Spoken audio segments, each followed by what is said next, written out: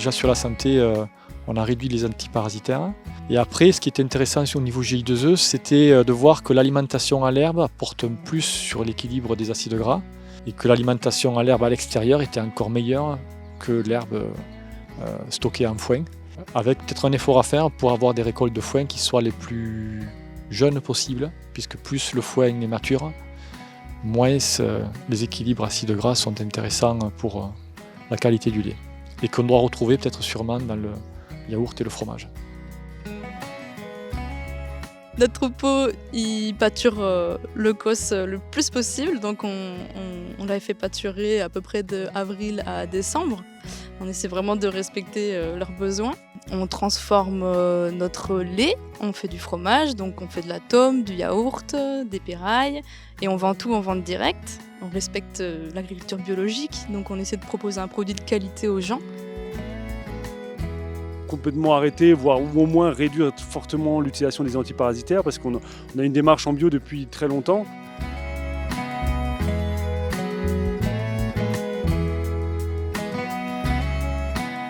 Le contexte de mon étude, c'était d'étudier l'impact de pratiques d'élevage qui relèvent des principes de l'agroécologie sur la qualité nutritionnelle du lait de brebis et sur la santé des animaux. La plupart de ces exploitations vendaient le lait à des laiteries, donc des laiteries locales, Papillon, les bergers du Larzac, Olga et le Fédou, qui transforment le lait soit en fromage comme le Roquefort AOP, soit en yaourt. Et on avait aussi 2 exploitations qui produisaient du lait et le transformaient directement dans la ferme. Dans ces élevages, on a fait 4 prélèvements de lait au début de la période de traite, tout espacé d'1 mois, qu'on a ensuite analysé par chromatographie en phase gazeuse pour pouvoir avoir le profil d'acide gras des laits et donc des informations sur leur qualité nutritionnelle en fonction des pratiques d'élevage. Les 3 principaux résultats de cette étude, c'est que plus on augmente la part de fourrage dans la ration des animaux, plus il y aura d'oméga 3 dans le lait. Donc les oméga 3, c'est des acides gras qui sont essentiels pour la santé humaine. Aussi, le pâturage des animaux permet d'augmenter l'acide vaccinique dans le lait, qui est un acide gras avec des effets très bénéfiques sur la santé humaine. Et le 3e point, c'est qu'une bonne qualité du lait passe par une alimentation équilibrée en énergie, en protéines et en fibres.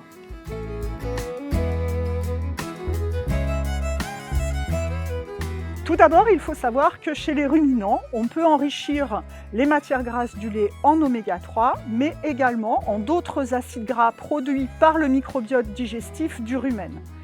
C'est unique chez les ruminants parce que ce rumen, qui contient les bactéries et les microbiotes qui vont produire ces acides gras, est situé avant l'estomac, ce qui permet à ces animaux de bien les absorber et de pouvoir les excréter dans le lait. Le meilleur moyen de favoriser ces acides gras d'intérêt pour le consommateur, c'est le pâturage et l'herbe conservée soit sous forme de foin, soit sous forme d'ensilage. Et plus la prairie va être diversifiée, meilleur va être cet enrichissement. Pour moi, la gestion de la santé de l'animal va passer obligatoirement par une médecine préventive, c'est-à-dire qu'on va prévenir les maladies et ne plus attendre qu'elles se déclarent. Un des grands leviers et un des leviers essentiels pour bien prévenir les maladies, c'est l'alimentation, dont notamment pour les herbivores, le pâturage. L'agroécologie, pour moi, sur le terrain, va permettre de proposer des solutions aux éleveurs avec une méthodologie de démarche qui va leur permettre de garantir à la fois la santé de leur animal, de proposer des produits de meilleure qualité aux consommateurs et de préserver l'environnement tout en tenant compte de leur qualité de vie.